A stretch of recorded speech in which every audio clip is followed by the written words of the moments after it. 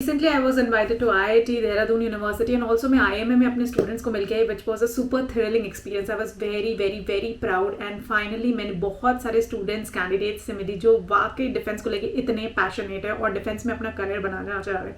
Specially बहुत सारे students ऐसे थे जो डिफेंस में ऑलरेडी इस एंट्री में अप्लाई कर चुके थे SSC टेक की, एंड बहुत सारे ऐसे कैंडिडेट्स थे जो अप्लाई करना चाह रहे थे क्योंकि उनके पास अवेयरनेस ही नहीं थी, उन्होंने मिस आउट कर दिया एप्लीकेशन फॉर्म को फिलअप करना.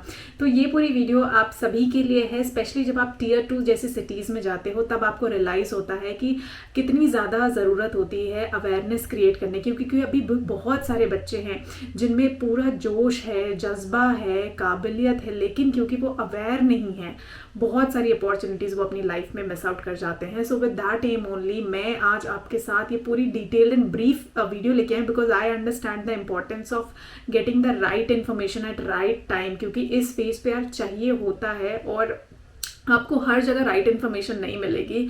आप खुद से रीड आउट करते हैं, लेकिन जब आप उस स्टेज पे होते हैं ना तो आप ब्लैंक होते हैं, आप कितनी भी ऑनलाइन इन्फॉर्मेशन पढ़े लेकिन नहीं समझ में आता है.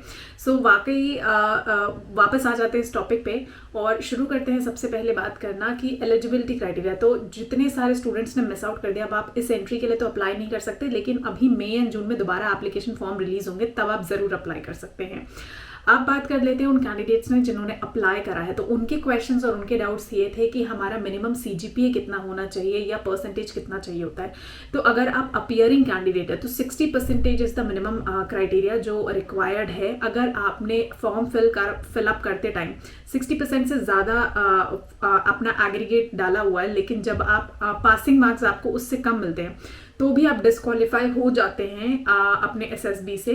तो इसीलिए 60% जो है मिनिमम परसेंटेज, और CGPA आप उसे कन्वर्ट कर सकते हैं जो भी आपके कॉलेज या यूनिवर्सिटी में फॉलो होता है, तो उतना CGPA आपका मैंडेटरी होता है. अगर मैं बात करूं फाइनल सेमेस्टर की, तो फाइनल सेमेस्टर के स्टूडेंट्स भी एलिजिबल हैं अप्लाई करने के लिए, लेकिन क्योंकि एप्लीकेशन फॉर्म क्लोज हो चुके हैं तो आप इस बार नहीं बट अगली बार अप्लाई कर सकते हैं. उसके बाद क्वेश्चन आते हैं मेरिट लिस्ट और सिलेक्शन प्रोसेस को लेके, रिजर्वेशंस को लेके. तो क्योंकि ये डिफेंस है, आपको पता है डिफेंस में कोई रिजर्वेशंस नहीं होते, इसलिए आपको कोई भी रिलैक्सेशन नहीं मिलने वाला है. Final merit list basically cut off जो रिलीज होती है वो कैसे होती है. तो कट ऑफ बेसिकली रिलीज होती है डिपेंडिंग अपॉन द वैकेंसीज. तो वैकेंसीज की अनाउंसमेंट ऑलरेडी हो चुकी है, अब डिपेंड करता है कि कितने कैंडिडेट्स ने इस बार अप्लाई करा हुआ है. अगर बहुत ज़्यादा एप्लीकेशंस आ जाते हैं तो कंपटीशन कम करने के लिए ऑटोमेटिकली हमें कट ऑफ को इंक्रीज करना होता है, ताकि शॉर्ट लिस्टिंग की जो है वो मिनिमम कैंडिडेट्स की हो. कट ऑफ किस बेसिस पे आती है, तो कट ऑफ के लिए वैकेंसीज ऑलरेडी रिलीज हो गई हैं. इट डिपेंड्स अपॉन कि कितने ज़्यादा कैंडिडेट्स ने अप्लाई किया है, बिकॉज अगर ज़्यादा कैंडिडेट्स ने अप्लाई किया है तो कंपटीशन ऑटोमेटिकली ज़्यादा हो जाता है, ज़्यादा नंबर ऑफ एप्लीकेंट्स आ जाते हैं, तो वहाँ पे आपको कट ऑफ थोड़ी सी हायर ले जानी पड़ती है, क्योंकि आपको वो क्राउड को स्क्रीन करना होता है. तो वो एक एलिजिबिलिटी बैरियर है स्टार्टिंग में before you get the SSB call. और उसके बाद SSB में खुद बहुत सारे ऐसे फिल्टर्स लगे हुए हैं जहाँ पे आप जो 5th डे है वहाँ पे around 20 less than 20 also I would से, और कभी कभी तो 0 कैंडिडेट्स भी रीच आउट करते हैं, which is day 5 of SSB interview, जिसे हम कॉन्फ्रेंस डे बोलते हैं. तो कभी कभी कंप्लीट जब बैच वॉश आउट हो जाता है जिसे हम कहते हैं, जहाँ पे कोई भी कैंडिडेट फाइनली कॉन्फ्रेंस के लिए रिकमेंड नहीं होता है, तो उसे कहते हैं हम बैच वॉश आउट, राइट. तो ऐसे सिचुएशंस भी आपको देखने को मिलेंगे. तो अलग अलग जगह SSB में ऑलरेडी फिल्टर्स लगे हुए हैं.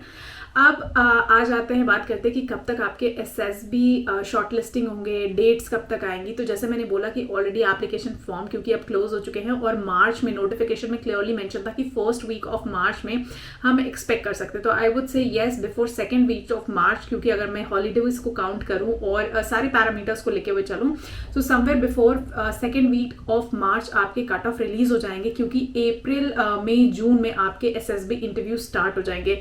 तो अकॉर्डिंगली इसलिए मैं बार बार कह रही हूँ कि जो कैंडिडेट शॉर्ट हैं, जिनके 70% के ऊपर मार्क्स हैं, आप शॉर्टली अपनी प्रिपरेशन स्टार्ट कर दीजिए. This is in case of girls. For boys it is shortly 60%, क्योंकि ज़्यादा वेरिएशंस वहाँ देखने को नहीं मिलते हैं. तो एवरेज जो हमने पिछले 7 या 8 साल के कंपैरिजन किए थे, जो मैं अभी आपके साथ डिस्कस भी करूँगी ब्रीफ में, तो वो है 60%. तो 60% के अगर आपके बेसिकली मार्क्स हैं तो आप अपनी SSB प्रिपरेशन इमीडिएटली स्टार्ट कर दीजिए. और एसएसबी प्रिपरेशन भी बेसिकली एक वास्ट प्रोसेस है, काफ़ी समझना पड़ता है, काफ़ी डिटेल्ड प्रोसेस है, उसमें अलग अलग टाइप के टेस्ट होते हैं और हर टेस्ट पे एक फ़िल्टर लगा हुआ होता है और आपको अपना बेस्ट परफॉर्म करना होता है। तो इसलिए मैं कह रही हूँ कि अभी आपके पास एम्पल ऑफ टाइम है एसएसबी की प्रिपरेशन करने के लिए। और ब्रांच वाइज अगर मैं कट ऑफ की बात करूँ तो अब मैं आपके सामने ये मैंने ब्रांच वाइज कट ऑफ यहाँ पे लगा दिया। तो जैसे मैंने वुमेन एंड मेन दोनों का यहाँ पे कंपेयर किया हुआ, आप देख सकते हैं कि हर एंट्री में ब्रांच वाइज कितनी कट ऑफ गई है। मेजरली अगर मैं देखूँ तो मुझे सिर्फ 60 दिखाई दे रहा है, तो मेन के लिए 60% इज एप्ट, वाइल वुमेन के लिए कहीं कहीं पे फ्लक्चुएशंस हुए हैं, 75 प्लस के ऊपर भी परसेंटेज गए हैं, क्योंकि थोड़ा सा कंपटीशन वुमेन के केसेस में ज़्यादा होता है। I know it hurts but yes this is a fact because women में ज़्यादा कंपटीशन होता है, तो ऐसा होता है। तो वुमेन कैंडिडेट 75% के ऊपर अगर आपके मार्क्स है, डिपेंडिंग अपॉन आप कौन सी ब्रांच की हैं, तो आप ऑटोमेटिकली अपनी प्रिपरेशन को स्टार्ट कर सकती हैं। और जैसे ही आपकी एप्लीकेशन फॉर्म रिलीज होगी आपको ईमेल आ जाएगा, आप अपने मेल बॉक्सेस को चेक करते जाइए, आप जाके सिलेक्शन सेंटर की डेट्स को इमीडिएटली चूज करती हैं। अगर आप चूज नहीं भी कर पाते हैं आप लोग, तो भी ऑटोमेटिकली आपको डेट्स अलॉट हो जाएंगे। तो एसएसबी कॉल आएगी, एसएसबी आपसे मिस नहीं होगी। बहुत सारे बच्चों का रहता है कि एसएसबी मिस हो जाएगी, एसएसबी नहीं मिस होने वाली अगर आप शॉर्टलिस्ट हुए हैं। बट ये है कि जो आपकी प्रिफर्ड डेट्स होती है वो आपको डेट्स नहीं मिलती, जो सेंटर अलॉट करता है फिर वो डेट्स आपको मिल जाती है, बट एसएसबी कभी नहीं मिस होती। तो इस चीज़ के लिए आप बिल्कुल परेशान मत होइए कि अगर आप फॉर्म मतलब नोटिफिकेशन आउट हो गया और आप भूल गए एसएसबी डेट सेलेक्ट करना, तो भी कोई प्रॉब्लम नहीं है, सेंटर आपको एसएसबी डेट्स सेलेक्ट करके दे देगा। उसके बाद अब आ जाते हैं एसएसबी प्रिपरेशन के लिए। तो एसएसबी प्रिपरेशन के लिए जैसे मैंने बोला कि आपको बहुत पर्सनल लेवल पे गाइडेंस चाहिए होता है कि जब आप स्टोरीज लिखते हैं तो वो स्टोरीज आपकी कैरेक्टर, आपके बैकग्राउंड से मैच करता है कि नहीं। सिर्फ इंग्लिश लिखना या स्टोरी राइटिंग का कॉम्पिटिशन नहीं है, जैसे मैं कई बार एक्सप्लेन करती हूँ। बहुत सारी चीज़ों को, बहुत सारे पैरामीटर्स को देखना पड़ता है। उन 15 OL की उसको जो डिफेंस सर्विसेज में रिक्वायर्ड हैं, आपके कैरेक्टर के साथ मर्ज करके, प्लस आप जिस बैकग्राउंड से आ रहे हैं उस बैकग्राउंड को मर्ज करके, और ये सारी चीज़ें जितने भी एसएसबी में 15 से 16 डिफरेंट टाइप के टेस्ट होते हैं, चाहे वो फिजिकल टेस्ट हो, चाहे वो लॉजिकल टेस्ट हो, चाहे वो रीजनिंग टेस्ट हो, हर जगह इन तीरों का जो मेल है वो इतना अच्छा होना चाहिए कि कोई भी डिस्क्रिपेंसी नहीं दिखनी चाहिए। अगर वहाँ पे डिस्क्रिपेंसी दिखती है तो बिल्कुल जो बार मैं कहूँगी वो फ्लक्चुएट हो जाता है और वहीं पे आप एसएसबी से आउट हो जाते हैं। तो आपको इतना बेटर प्रिपरेशन करना होता है कि जो आप लिख रहे हैं, जो आप बोल रहे हैं और जो आपके एक्शंस है, जो आपके वर्ड्स हैं, वो कहीं ना कहीं ऑल टुगेदर मैच कर रहे हो। इसलिए इसके लिए मैं कहूँगी एक अच्छी सी प्रिपरेशन रिक्वायर्ड है। अगर आप प्रिपरेशन नहीं करेंगे तो श्योरली थोड़ा सा डिफिकल्ट होने वाला है आपके लिए एसएसबी स्क्रीनिंग, क्योंकि आजकल वैसे भी कॉम्पिटिशन्स जो हैं वो काफ़ी इंक्रीज़ हो गए हैं। ज़्यादातर कैंडिडेट्स आज की डेट में रिकमेंडेड होते हैं जो रिवर्स एंट्री के लिए बार बार जाते रहते हैं। तो आपका कॉम्पिटिशन ना मेरिट आउट और रिकमेंडेड कैंडिडेट्स के साथ ज़्यादा होता है। फ्रेशर्स के साथ तो होता ही होता है, मगर इनकी भी क्वांटिटीज़ जो हैं वो काफ़ी ज़्यादा है। तो इसलिए मैं कहूँगी कि आप देर ना करें, आप अपनी एसएसबी प्रिपरेशन स्टार्ट कर सकते हैं। जहाँ पे हैं आप वहीं बैठ के घर से अपनी प्रिपरेशन कर सकते हैं। मैंने पर्सनली नोट्स रेडी किए हैं। It's more than 8 to 10 years now. जब मैं इस पूरे प्रोसेस में, अगर मैं अपने जर्नी की खुद की भी बात करूँ तो 10 ईयर्स हो चुके हैं जब मैं पूरे डिफेंस कोई प्रिपरेशंस में इन्वॉल्व हूँ। मेरे अपने पर्सनल नोट्स हैं, पर्सनल गाइडेंस है, किस तरीके से आप एग्जैक्टली सिचुएशन वहाँ फेस करेंगे, वो सारा जो 1-to-1 कॉन्वर्सेशन है आप मेरे साथ डिस्कस कर सकते हैं। आपको जाना है गवर्नमेंट क्रैकर्स की वेबसाइट पे, वहाँ पे आप जाके आर्मी एसएसबी कोर्स में एनरोल कर सकते हैं और उसके बाद आपको स्टार्ट करनी है आपकी ऑनलाइन क्लासेस, जहाँ पे आप 1-to-1 आपको रिकॉर्डेड लेक्चर्स मिलेंगे, साथ ही आप स्टोरीज के साथ इंडिविजुअल लेवल पे।